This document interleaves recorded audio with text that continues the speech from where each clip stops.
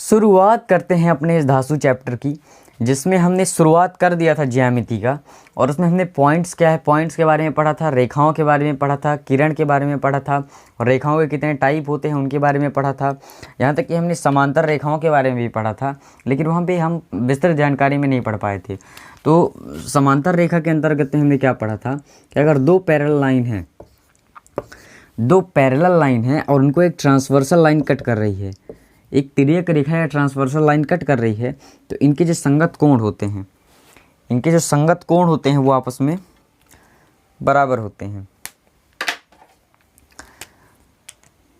इनके जो संगत कोण होते हैं, एक ये एंगल, एक ये एंगल, एक ये एंगल, एक ये एंगल, एक ये एंगल, एक ये एंगल, एक ये एंगल और एक ये एंगल, ये जो एंगल्स होते हैं ये आपस में क्या होते हैं, बराबर होते हैं।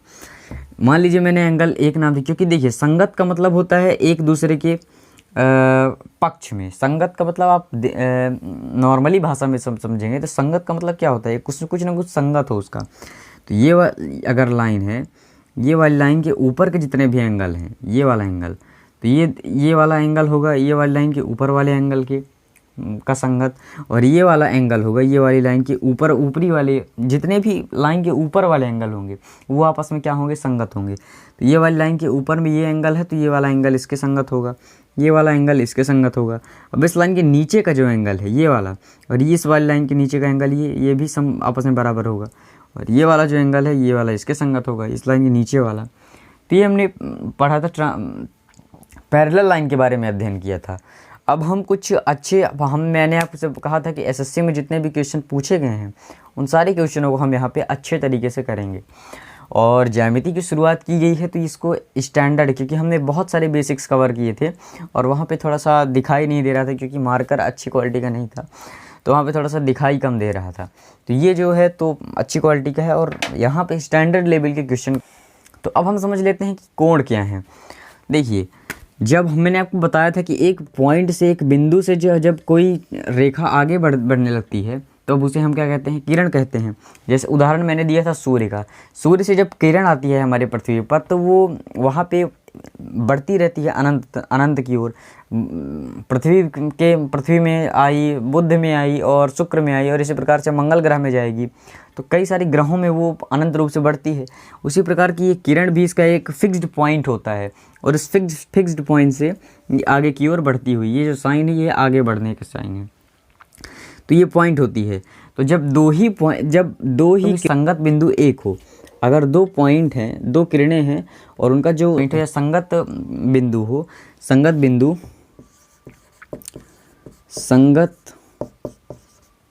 बिंदु वो आपस में क्या हो, बराबर हो।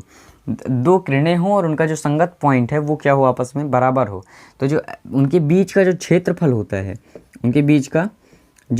होता है, वही तो कहलाता है हमारा कोण।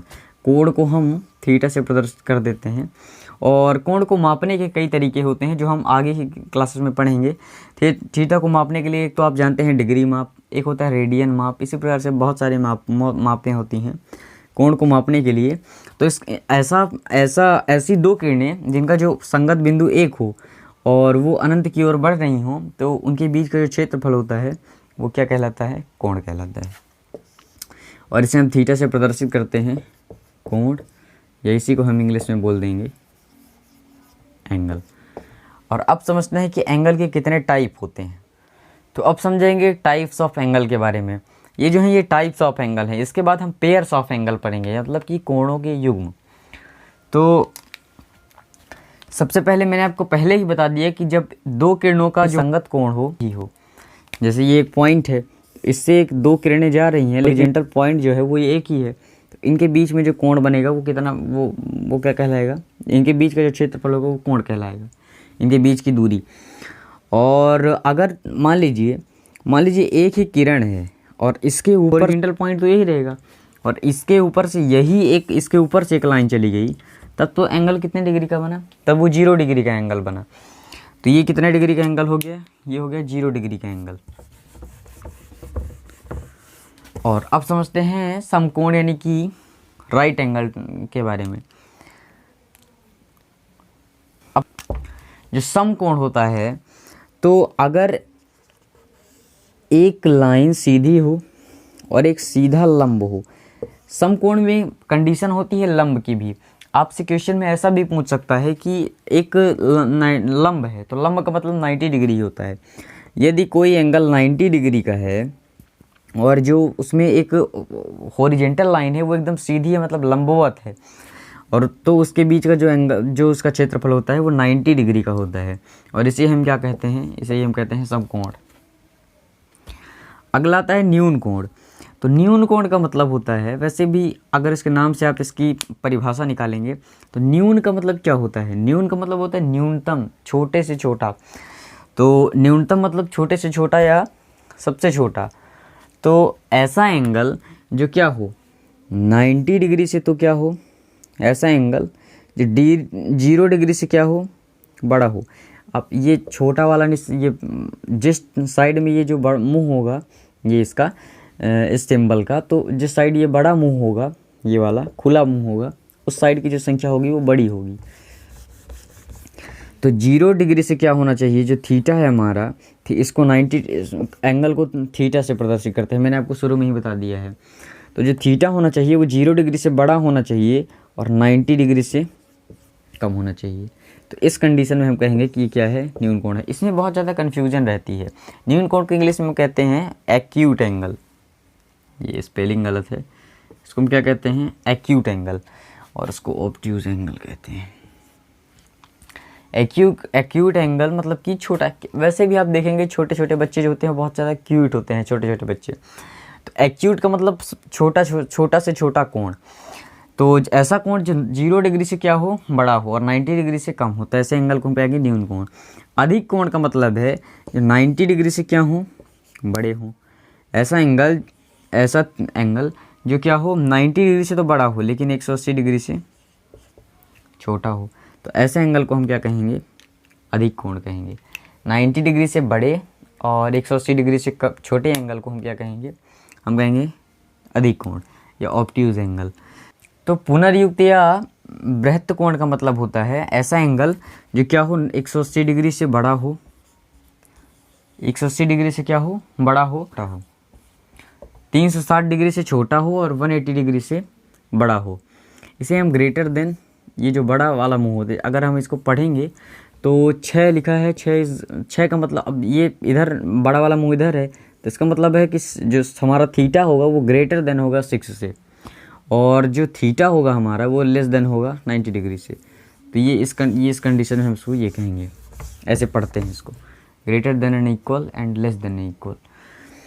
तो अबृहत कोण या पुनर्युक्त कोण ऐसे एंगल होते हैं जो 180 डिग्री से तो बड़े होते हैं और 360 डिग्री से कम के होते हैं।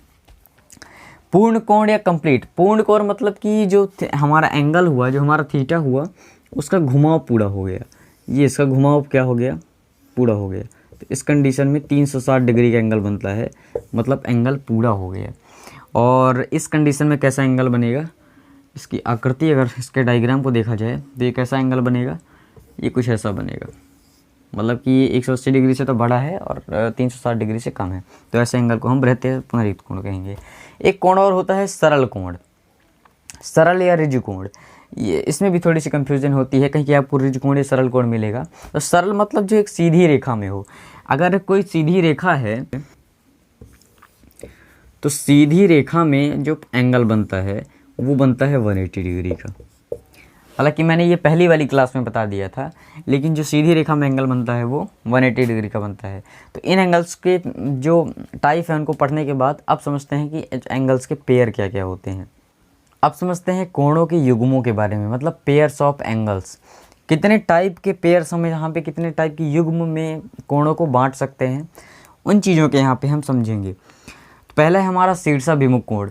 इसको शायद मैंने पहली वाली वीडियो में भी समझाया था। तो जब ये आपस में दो लाइंस इंटरसेक्ट करती हैं, जब दो लाइंस आपस में क्या करती हैं, इंटरसेक्ट करती हैं, तो उनके जो सामने के कोण होते हैं, उनके जो सम्मुख कोण होते हैं वो क्या होते हैं, बराबर होते हैं। ये इनके जो सामने के कोण होते हैं बराबर होते हैं।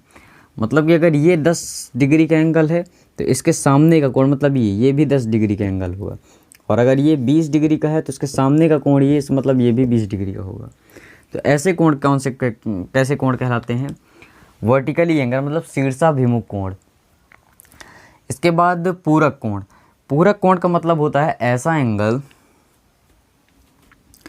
ऐसे दो एंगल जिनका जो योग हो वो क्या हो 90 डिग्री। अगर कोई दो एंगल है, जैसे कि मैंने यहाँ पे ले लिया एक ये एंगल एक ये एंगल, तो कोई भी दो एंगल जिसका जो सम हो जो योग हो वो कितना हो 90 डिग्री हो, तो वो एंगल कौन सा एंगल कहलाएगा, कॉम्प्लीमेंट्री एंगल या पूरक कोण।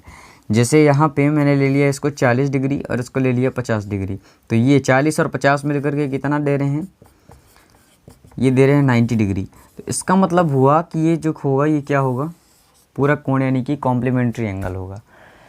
अब संपूरक कोण मतलब सप्लीमेंट्री एंगल। तो ऐसे एंगल जिनका जो सम हो वो किसके बराबर हो 180 डिग्री के बराबर हो।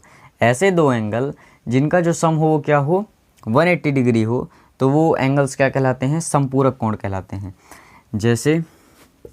जैसे मैंने यहाँ पे एंगल ले लिया, तो ये वाला जो एंगल हो वो 100 डिग्री का हो, तो ये वाला कितना हो 80 डिग्री का, मतलब दोनों मिल करके कितना दे रहे हैं 180 डिग्री दे रहे हैं। तो इसका मतलब है कि ये क्या है, ये एक संपूरक कोण है। इसके बाद समझते हैं संगत कोण। संगत कोण तो मैंने आपको पहले ही बता दिया है। पैरेलल लाइंस को, जब दो पैरेलल लाइंस को एक ट्रांसवर्सल लाइन क्या करे, इंटरसेक्ट करे, तो इसके जो अंतः कोण होते हैं, इसके जो अंतः कोण होते हैं, ये वाले एंगल, ये एंगल, तो इस लाइंस के जो ऊपर वाले एंगल होंगे और इस लाइंस के जो ऊपर वाले एंगल होंगे, ये आपस में क्या होंगे, बराबर। मान लीजिए मैंने इसको नाम दे दिया एंगल 1 और इसको नाम दे दिया एंगल 2, और ये वाला जो एंगल है इसके ऊपर का एंगल, मतलब ये वाला, इसको अगर हम मान ले 3 और इसको मान ले 4, तो इसके ऊपर वाला एंगल कौन सा हुआ, एंगल 1 हुआ, और इसके ऊपर वाला कौन हुआ, एंगल 3 हुआ, ये वाला एंगल। तो इसका मतलब होगा कि कंडीशन अगर हम यहाँ पे दें तो एंगल 1 बराबर is equal to angle 3, angle 1 is equal to angle 3, और इस लाइन के ऊपर कौन सा है, एंगल 2 है, और इस लाइन के ऊपर कौन सा है, ये एंगल 4 है, तो जो एंगल 2 होगा वो एंगल 4 के बराबर होगा। तो ये होता है संगत कोण। इस लाइन के नीचे के जो एंगल होंगे इस लाइन के नीचे वाले एंगल्स के बराबर होंगे, ये वाला एंगल इसके बराबर होगा और ये वाला एंगल इसके बराबर होगा, तो ये होते हैं संगत कोण। अब एकांतर कोण यानी अल्टरनेट एंगल की बात करें, तो जहाँ कहीं भी आपको जेड जैसी आकृति, ये आपको जेड जैसी आकृति दिख रही होगी यहाँ पे, ये आपको जेड जैसी आकृति यहाँ पे दिख रही है, तो यहाँ पे जो एंगल बनते हैं, मतलब कि जो विपरीत साइड में बनते हैं, अगर यहाँ पे एक क्या कर रहे हैं, यहाँ पे एक ट्रांसवर्सल लाइन कट कर रही है, तो यहाँ पे विपरीत साइड एक यहाँ बनेगा तो फिर एक यहाँ बनेगा, मतलब कि जो विपरीत साइड में बनते हैं वो क्या कहलाते हैं, वो आपस में बराबर भी होते हैं। जो अल्टरनेट एंगल होते हैं वो आपस में बराबर भी होते हैं, तो ये होता है अल्टरनेट एंगल। जो एक ही जेड जैसी आकृति में बनते हैं और विपरीत दिशा में बनते हैं, तो वो जब दो पैरेलल लाइन को एक ट्रांसवर्सल लाइन कट करे, याद रखिएगा जब दो पैरेलल लाइन हो तभी अल्टरनेट एंगल या एकांतर कोण बनेगा, और वो ये एकांतर कोण क्या होते हैं, आपस में बराबर होते हैं। अब समझते हैं आसन्न कोण। आसन्न कोण का मतलब होता है अगर दो एंगल हैं, एक लाइन है और वहाँ पे एक एंगल बन रहा है, और यहाँ पे जो एंगल हो, इन दोनों एंगल का जो उभयनिष्ठ क्या हो, उभयनिष्ठ लाइन हो, उभयनिष्ठ लंब हो, वो क्या हो, वो एक हो। मतलब कि ये उभयनिष्ठ हो गई लाइन, और उभयनिष्ठ लाइन के साइड में जो एंगल्स बन रहे हैं, ये इसका एक उभयनिष्ठ पॉइंट हो, एक उभयनिष्ठ लाइन हो गई। तो ऐसे कोण कौन से कोण कहलाते हैं, आसन्न कोण या एडजेसेंट एंगल कहलाते हैं। तो अब समझते हैं और पेयर्स के बारे में। तो इन्हीं 3 एंगल्स के बारे में और समझ लेते हैं, इन्हीं पेयर्स के बारे में। तो जो पहला पेयर है वो है रैखिक युग्म, मतलब कि लीनियर पेयर, रैखिक युग्म या लीनियर पेयर। तो रैखिक युग्म का मतलब बिल्कुल उसके जैसे है, 180 डिग्री संपूरक कोण जैसे। अगर दो एंगल हो, उनका जो उभयनिष्ठ भुजा हो, वो उभयनिष्ठ लंब हो, वो एक हो, और उन दोनों एंगल्स का जो योग हो कितना हो, 180 डिग्री हो, तो ऐसे कोण को हम क्या कहते हैं, रैखिक कोण या लीनियर पेयर। युग्म का मतलब होता है जोड़ा, दो ऐसे जोड़े जिनका योग कितना हो, 180 डिग्री हो, तब हम कहेंगे कि 180 डिग्री का एंगल है। जैसे यहाँ पे दो एंगल्स हैं, इनका योग कितना हो, अगर मैं इसको ले लूँ क्या 90, तो इसको भी 90 ही लेना पड़ेगा, तभी तो 180 डिग्री होगा। आप जानते हैं कि एक सरल रेखा में, एक सीधी रेखा में 180 डिग्री का एंगल बनता है। तो ऐसे एंगल क्या होते हैं, ऐसे जो पेयर होते हैं वो कौन से पेयर होते हैं? रैखिक पेयर होते हैं, लीनियर पेयर, रैखिक क्यों?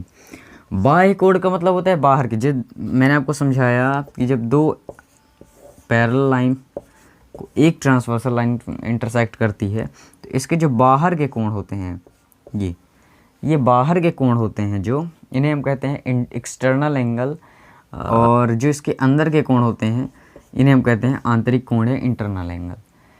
तो अगर वीडियो पसंद आई हो तो लाइक, शेयर एंड सब्सक्राइब कीजिए और थोड़ा सा प्यार दीजिए, लाइक वगैरह कीजिए।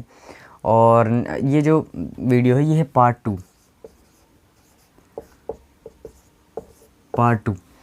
1 की वीडियो हमने डाली थी, तो उसमें हमने ज्योमेट्री के पूरे बेसिक कॉन्सेप्ट आपके मजबूत कर दिए थे। अब हम थोड़ा सा और अच्छे अब इसके बाद होगा जो हमारा पूरा ये रेखा और कोण का चैप्टर है। हमने क्या किया था कि ज्योमेट्री में सीरीज है, लाइन एंड एंगल हो गया, ट्रायंगल हो गया, क्वाड्रिलेटरल हो गया, सर्किल हो गया, और इसके बाद पॉलीगन हो गया। तो ये जो 5 चैप्टर हैं इनको हम बहुत ही अच्छे तरीके से समझेंगे। तो हमने ये बेसिक कॉन्सेप्ट समझा है, इसके बाद हम ट्रायंगल का कॉन्सेप्ट समझेंगे, इसके बाद हम SSC जितने भी बड़े लेवल के एग्ज़ाम हैं उससे पूछे गए क्वेश्चन को सॉल्व करेंगे। तो धन्यवाद। वीडियो पसंद आई हो तो लाइक, शेयर, सब्सक्राइब कीजिए और ऐसे ही प्यार दीजिए। धन्यवाद।